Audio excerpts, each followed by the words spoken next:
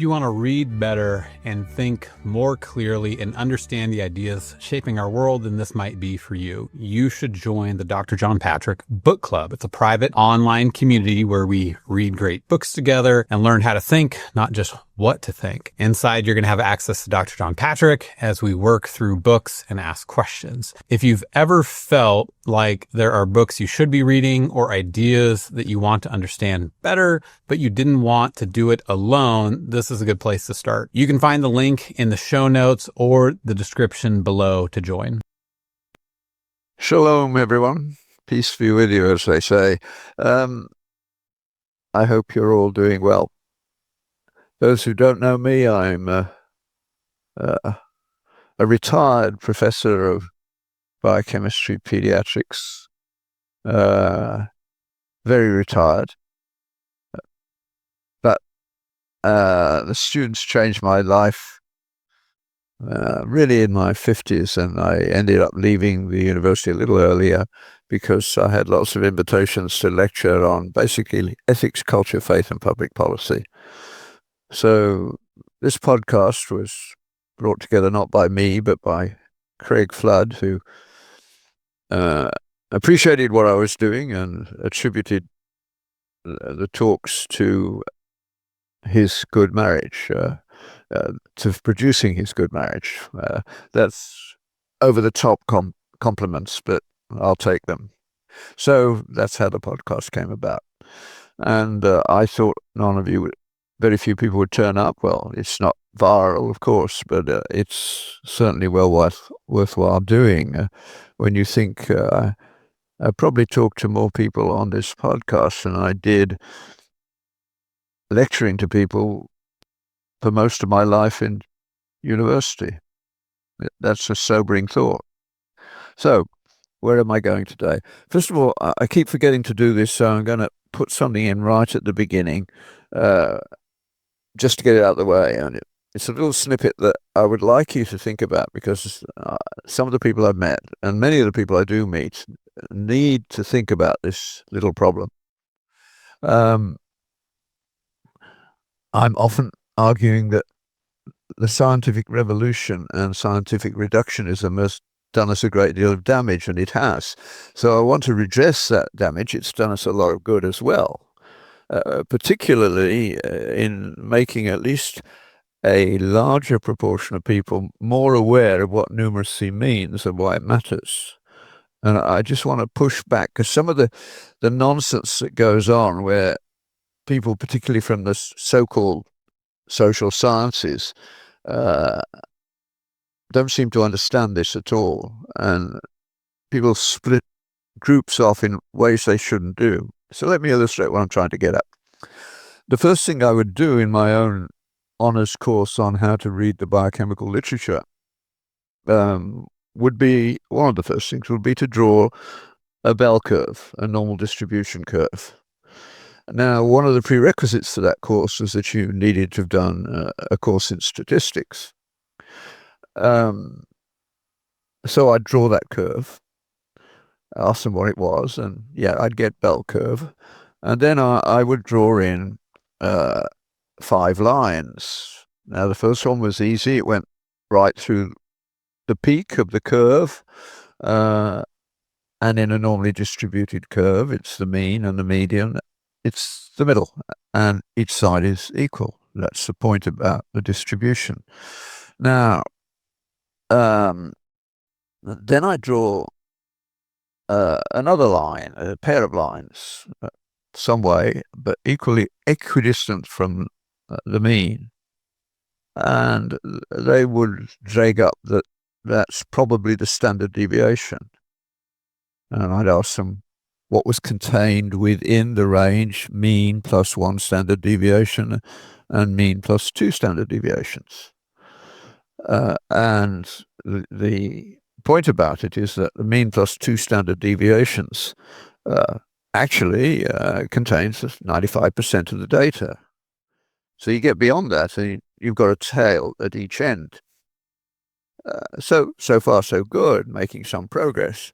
But then I draw lines very close to the mean and say, what are those 2 lines? Again, equidistant from the mean, but quite close to it.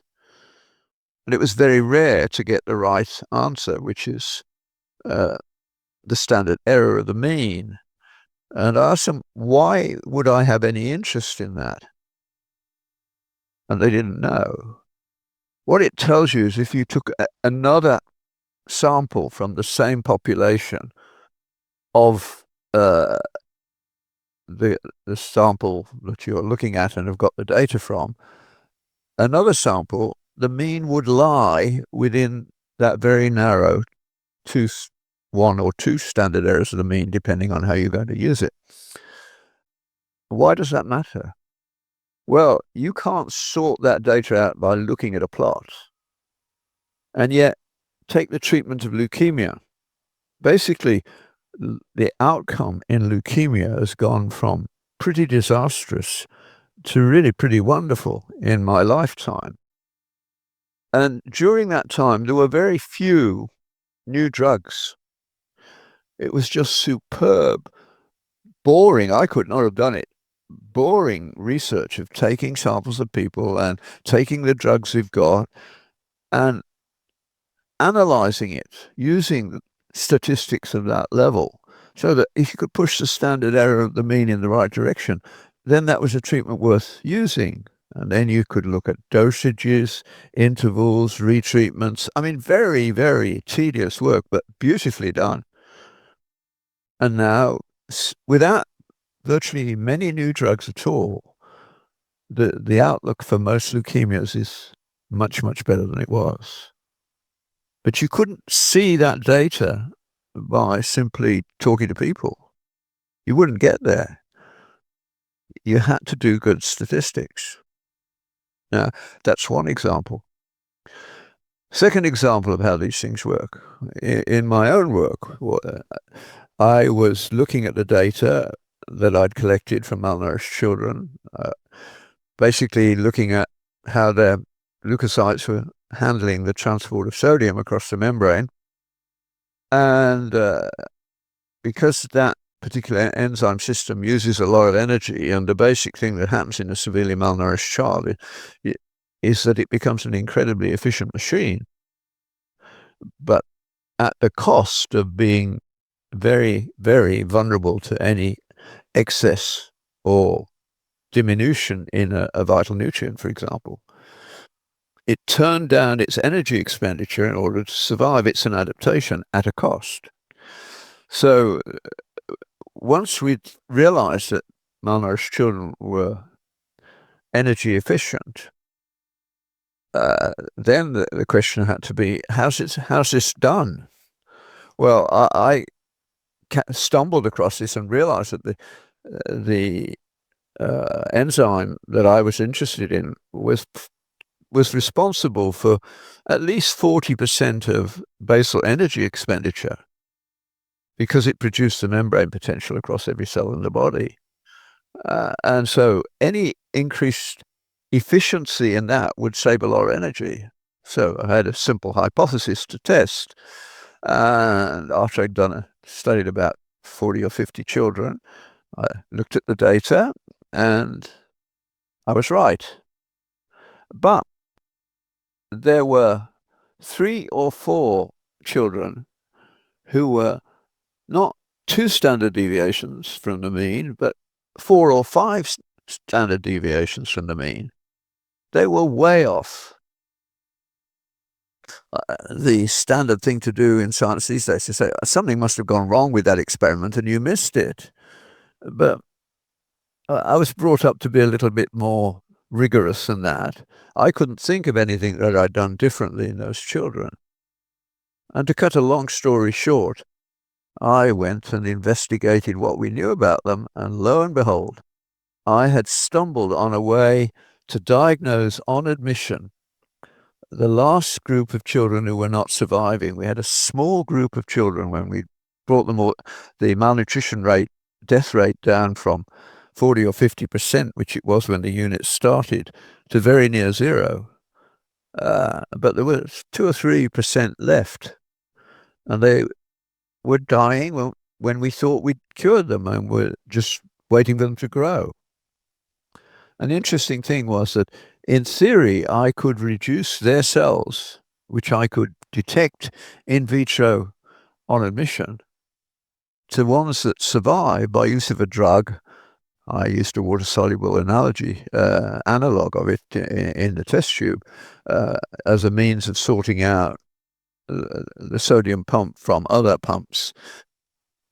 And it would turn those cells into ones that look like the survivors. So to cut a long story short, after much heart searching and hand wringing, we had a child who was in this category, and we decided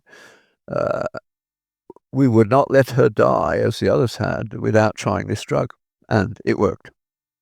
That was the final piece in the puzzle, and later on we learned if we'd been a little more cautious in allowing the child to decide when she wanted or he wanted to start feeding like they do, we wouldn't have seen the problem anyway.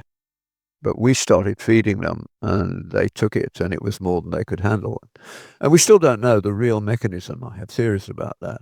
But the point I'm making here is that taking data seriously, statistically, produces incredibly good results.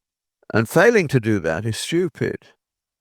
Now, the example I want to bring to your attention now, where the data is not being used in that way, Peterson, who's a psychologist, and their data is pretty rough compared to laboratory work, but he's worked on traits, behavioral traits, and he can divide men and women up. They have slightly different curves. You can't see them if you put the data out without knowing who the men and women are. And the odd one, you can't tell. The curves are just slightly pushed apart, but it's significant. Now, what that means is the traits that distinguish the population of all males and the population of all females with a large amount of overlap are things like priorities. The male end of the spectrum is much more concerned with a set of rules that you can get along with, and they don't much care about how people feel about those rules. The women they're kinder than us in some ways, and they can be nasty to one another as well. But we have certainly different approaches to how we would run a profession, one being more rule-based and the other being more concerned with how people feel. Now, that only really matters when we get to the point we're at now, where in some medical schools it's 80% female, and they take over the running of the medical school and of the profession in due course. Now, that trait will become more apparent. And that's where DEI comes from. It's all about how marginal groups feel. Now, everybody who would be against inclusion at one level, who would be against outcomes being looked at. But the male temperament is to say, yeah, but we've got to go with the things that make it work. We'll make it work. The other one is make it feel. And Helen Andrews, who you can look up on, go to trigonometry and hear her being interviewed there. She says, we haven't dealt with this properly, because now that women are in charge, you do get woke as a result. And its side effect is that you get people in jobs not because they're talented, but because they make the statistics look right. Now, the old male fashion, the only thing that mattered in theory was competence. Of course, all sorts of human behavior went along with that, but by and large, you had to be competent. And if you didn't, you got pushed to the periphery. competence in medicine ought to be number 1, 2, and 3. Now, bedside manner and all those sorts of things we can talk about in other ways, and they're important, especially now that most disease is related to behavior. We probably need to divide the profession up in some ways, but I doubt whether the political elite would want to do that, even though it would obviously work in many ways. And there are a few little experiments showing that it does. But those traits, you can't separate them out if you look at the massive data. You have to separate on a basis, do multivariate analysis. Peterson has got into a lot of trouble because he's talked about what that means. Watch the famous interview on British television where he took apart a woman who'd made her living because she was quick and sharp and very sarcastic, and she took clever men apart who were a little less articulate than she was. But in Jordan Peterson, she met her match and basically said, have you never heard of multivariate analysis? And the thing ends. So she was talking primarily about the nonsense about women being paid less than men. It's all about the shift in the curve. So these statistics work. And having some basic knowledge of the most fundamental bits of statistics is worthwhile. It would save us a lot of trouble because people come up with a case which they don't really understand, and then they blow it up and they jump to conclusions which, when tested, don't stand up. There are ways to go about this. In that way, the scientific method has worked, and we should be grateful for that.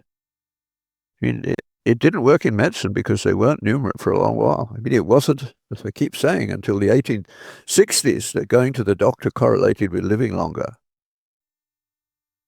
Which brings me to the next bit of statistics that you really have to say again and again and again, and then next week you have to say it again. Correlation does not prove causation. The funniest one is that for a long while in Sweden, the birth rate correlated better with the stork population than it did with marriage. So obviously storks were the real cause of children. Now, well, that's what you can draw the conclusions. And there are several examples where a drug given for one reason actually works for another reason they didn't understand. But it yields to proper analysis over time. So take those things. Don't be too persuaded by single examples of something. Look at it in rather more detail. Now, back to the main course, so to speak, because that's a background.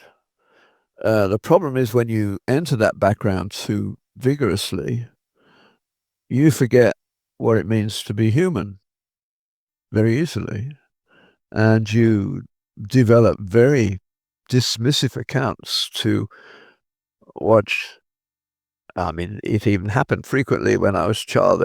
Religion was for women and children. How rude can you be at the first level, and how stupid too? But scientism became dominant, particularly in medicine, because we weren't the best scientists. So we were vulnerable to it in a considerable way. And certainly I was turned into a scientistic person, someone who believed that science could give the answers we needed in the context of medicine, and religion was sort of on one side. That's crazy, of course, but it took me years to sort my way through that, despite listening to people who understood it well. But I didn't follow them. I was a slow learner at that level. But scientism has been a major cause of trouble because we've lost our way as human beings. So what makes a human being? Well, it's something that is intrinsic to us and doesn't happen in the animals. Animals are driven by instinct. We actually know what good and evil are from a very children. The first thing they talk about almost is fairness, which is a very philosophical idea, but they're very aware of what's fair and what isn't. No animal thinks that way because they don't think, they react to instincts. A lovely line from Robert Frost: won't this instinct matter bear revision? Won't almost any theory bear revision? To err is human, not to animal, a compliment that really takes away instead of gives.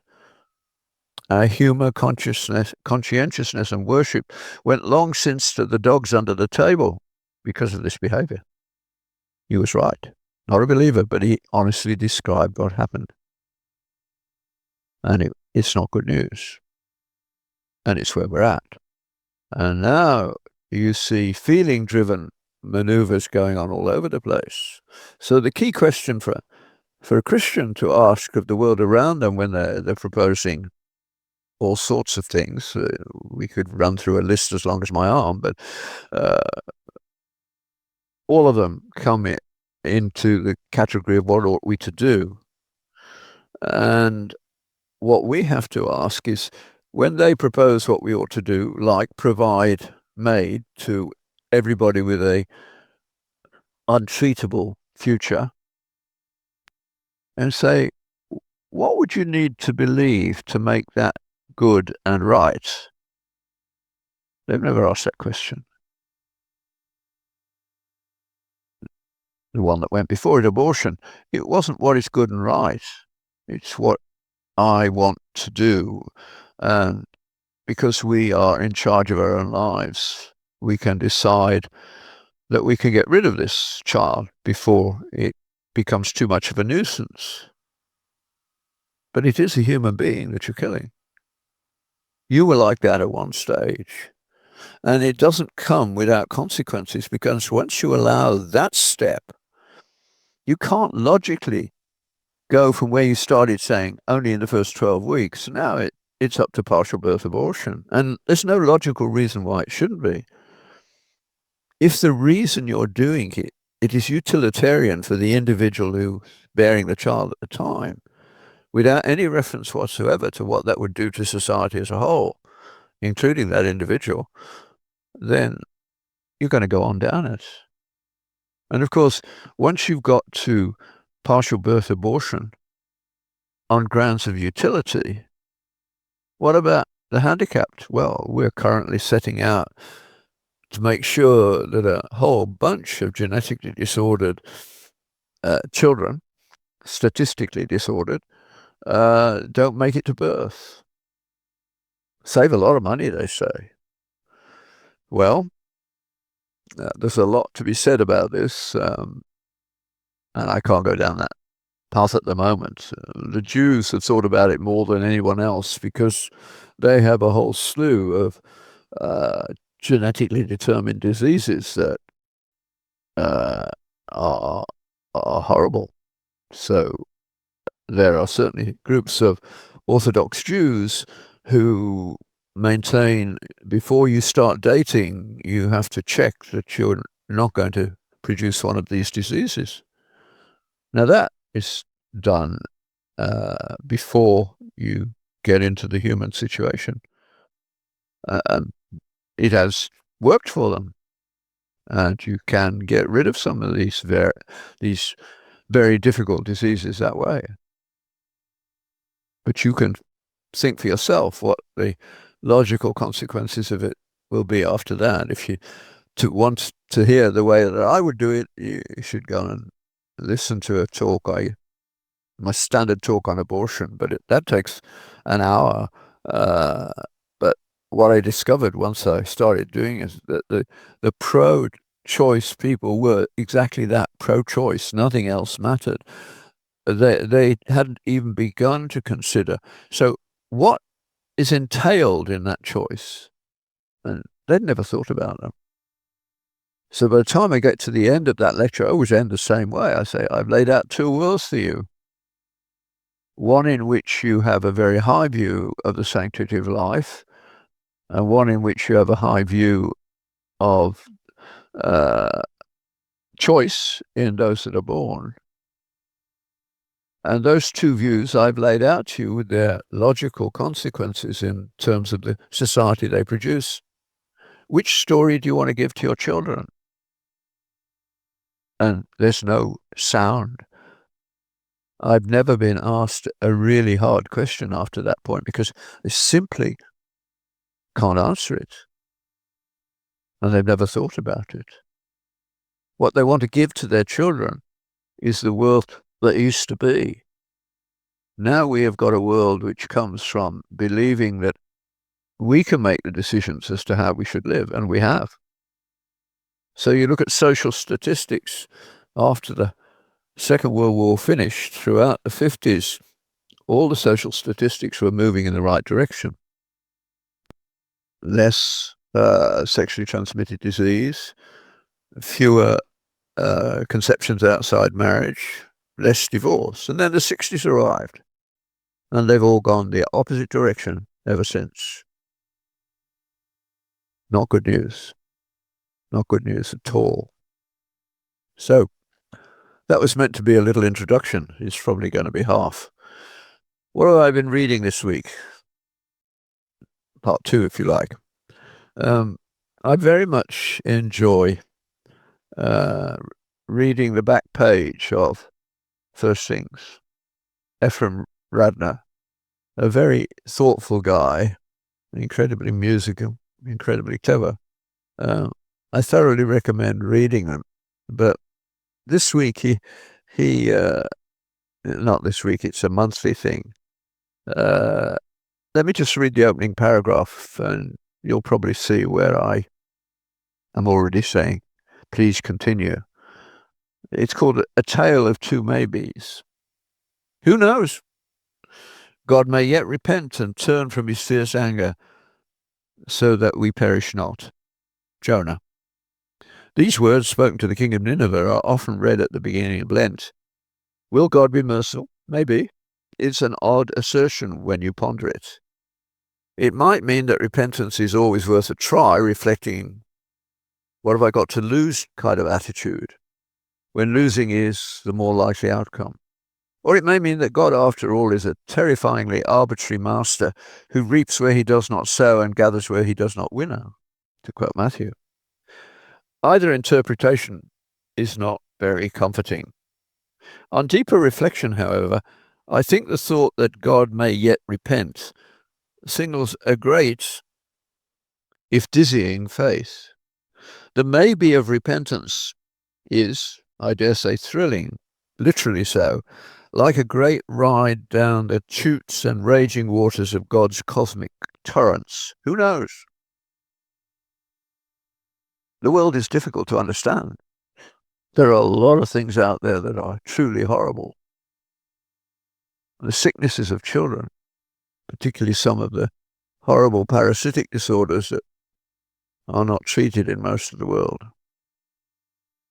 I don't know what God is doing. It's horrible. And to think otherwise, I don't think God expects me to.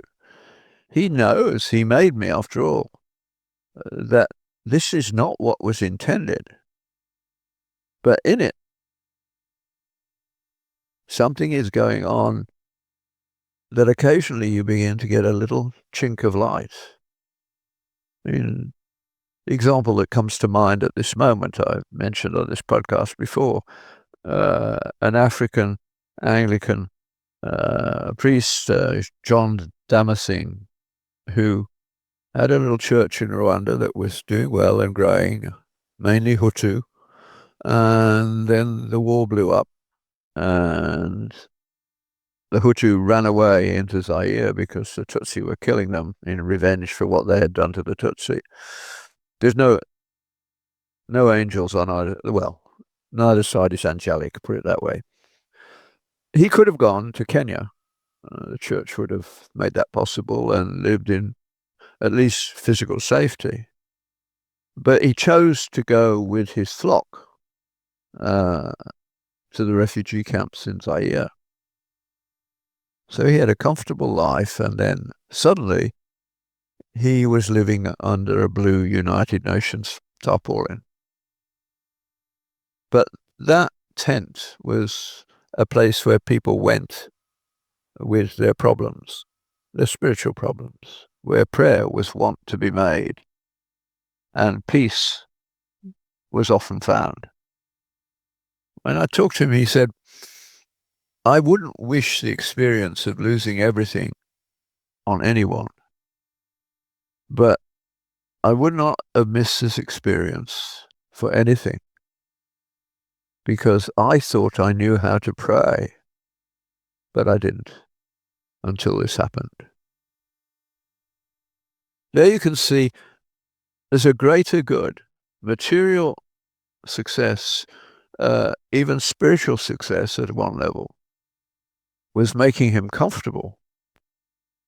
But when he was discomforted, he turned to the only source of real comfort, and he discovered something much more valuable than things. That's incredibly important. The other amazing thing you see often with children, they have terrible problems from our perspective, but they've known no other way of life, and they don't complain most of the time. They have been given a certain sort of life, and they accept it, and they bring light to us in the process. Annie Dillard probably writes about this sort of thing as well as anyone in her Pilgrim at Tinker's Creek, looking at nature, as Tennyson said, red in tooth and claw, but it's not really a totally honest view. And what we have to see is that this life is only the preliminary program, if you like, the entrance program for a better way. And we don't understand a lot of it. We all have things in our own lives that we're ashamed of every week. We have things happening that are causing us pain and that we worry about, particularly in children and grandchildren and our great-grandchildren. What will their futures look like? What can I do to help prepare them, etc., etc.? How do I handle my own life? I mean, none of us could walk around with that bubble over our head displaying our thoughts as somebody says something and we think, oh, you stupid idiot. It should only stay at that level. Christ never did that.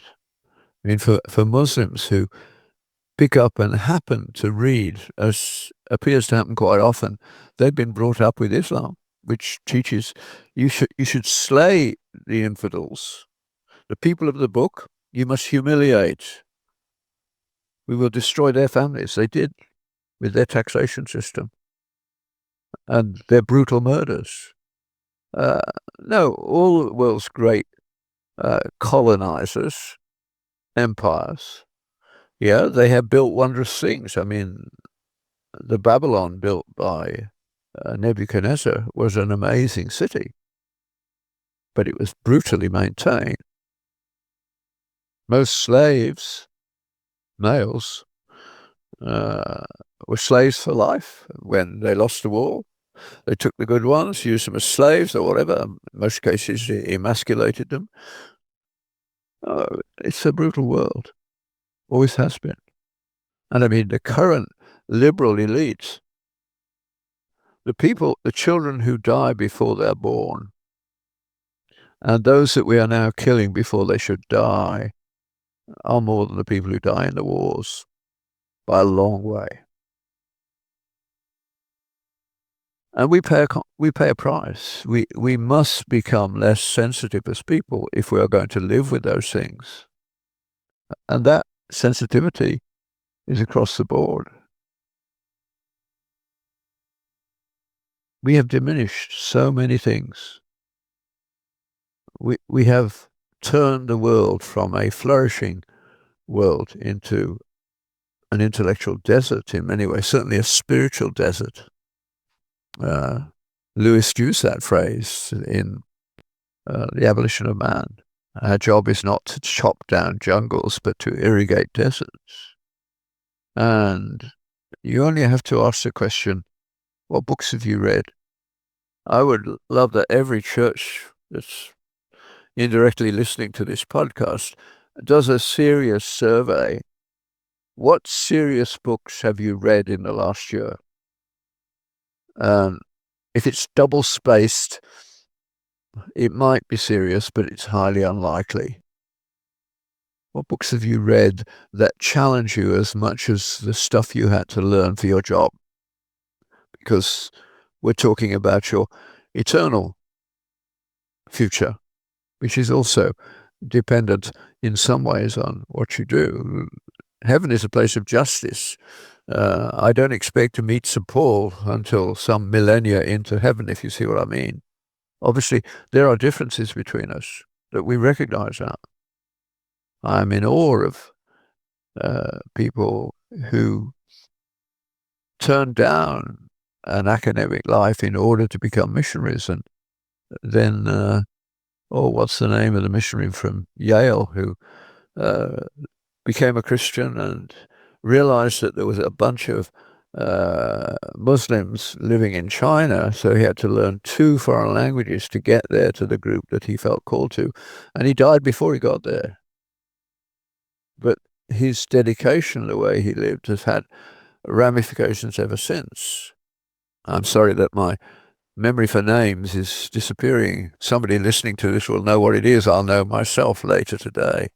But you can find that if you want nowadays with the search engines. Do read biography.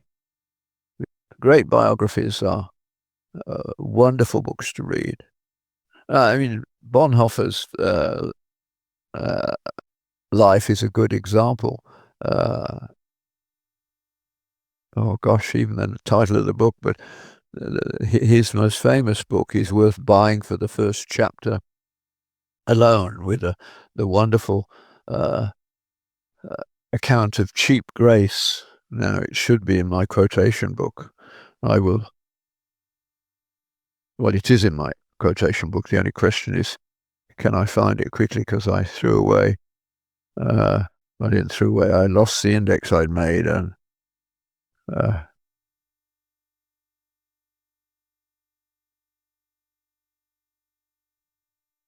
that is near the front.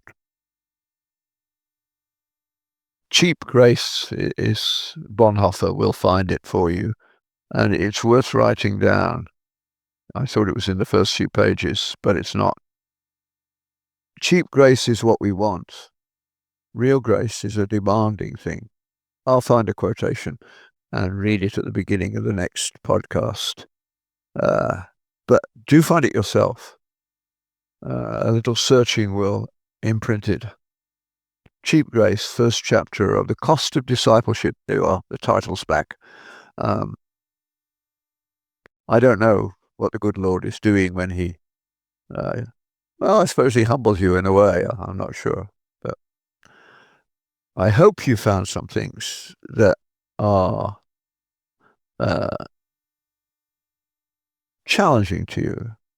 The back page by Ephraim Radner in First Things is well worth reading and pondering, because he's honest about the way it's hard to explain the way God works in our lives when disastrous deaths occur. I have no idea why God allowed my most cherished friend to commit suicide with a depression that nobody picked up. Maybe he was too good for this world. Another one who joined George Verver, and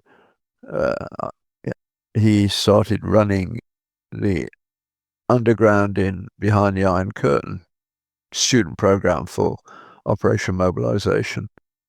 And he was very talented. He was going to get a first when I knew him in university. But he didn't even finish his degree. He went to Bible school for a year and met George Verver afterwards.